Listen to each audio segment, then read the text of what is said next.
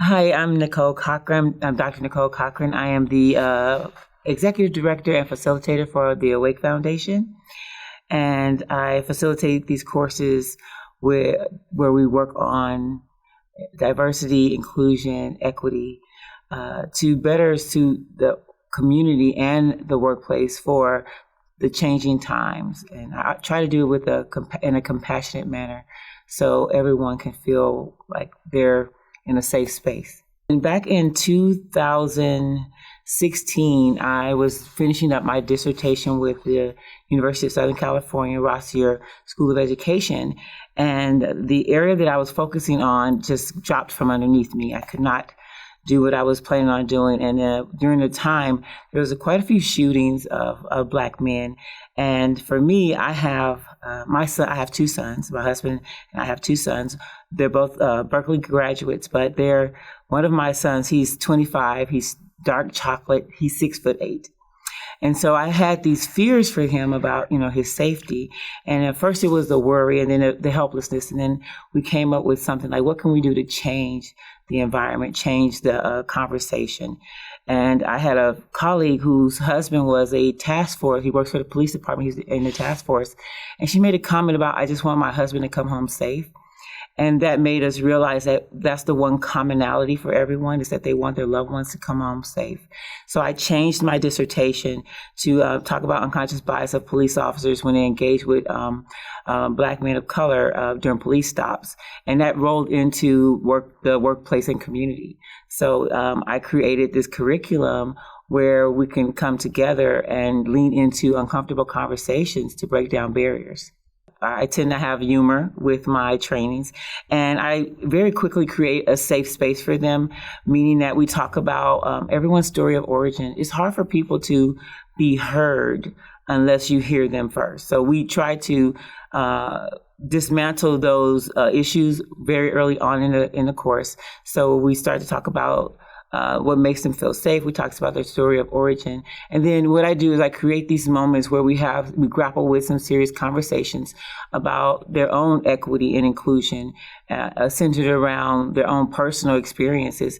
And it's a lot of reflection in the course. So the takeaway would be like they would either be able to take away something where they can apply it to their personal life and the workplace, because it's not just to be able to do something in where you work, but if you can change something in your own home and in your community to break down those barriers and walls, it makes a big difference. And it just really starts with conversations.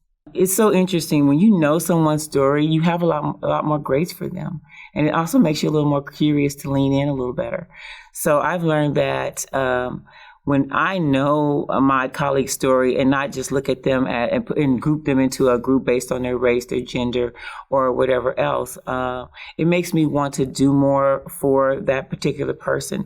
So I start with us saying, like, let's look at people beyond how they look, and let's start having conversations about who they really are. Because for example, my sons I would consider them very privileged in a sense that they come from a two-parent home with educated parents, and they went to UC Berkeley and they have degrees from there. So they're privileged to a certain extent, but then they also have fear around their safety. But then there's also children of color who are in the foster system or homeless. And just because everyone looks alike, it doesn't mean that they have the same story.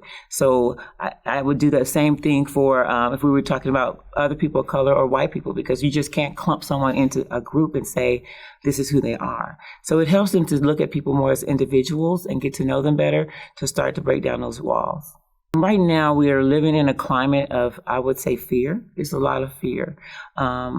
Is where I say that we talk about adverse childhood experiences, but now when I look at the COVID situation of just last year, I feel like everyone has been traumatized to some distinct. When you think about the election, or you think about the safety of how they lost family members, it's so important for us to see people for who they really are and to hear their story without our own lens or our own ears, meaning that I'm going to listen to your story from my own experience. So I think that this helps us to feel, one, that sense of community. It draws people closer into one another, and it's so important right now because no one really feels safe for one reason or another. And I want to bring that security back to them, and knowing that people are just individuals. And if we get to know them on that level, it makes for a healthier and happier climate. The feedback from my classes, it's been a real impact. People tend to want more conversation centered around this, because when you get someone to feel accepted when they have these conversations, they want more of them, because we don't get that feeling too often. There's so many things out there that we fear. So I think that what they do is they take something, a piece of this. One is that they feel that they can do something. I give them something to do. And also that they don't feel like they've been bashed just because of their opinions or where they got their information from. So I think that they definitely have a lot to take away from it. And also they look forward to coming back to the next event that I have. So you would learn a lot about equity. What's the difference between equity and equality? We would talk about bias and implicit bias, what implicit bias really means. And we really delve into the difference between having a bias and what racism is. So really knowing the takeaways of what the definitions of these words mean and what it means to you when you put yourself in that example. So I do a lot of examples. And then you'll be able to take away some skills of your own, being able to reflect on your own biases and how you can start to reduce them and work towards, it's a constant work, but work towards where you're reducing those biases in every area of your life. And I give you an example of, I tell my students, like, if we have a break, go to Walmart or Target or somewhere, and I want you to look at people and then think about the story that you unconsciously tell yourself. You'd be surprised how many people tell themselves stories that they're not aware of.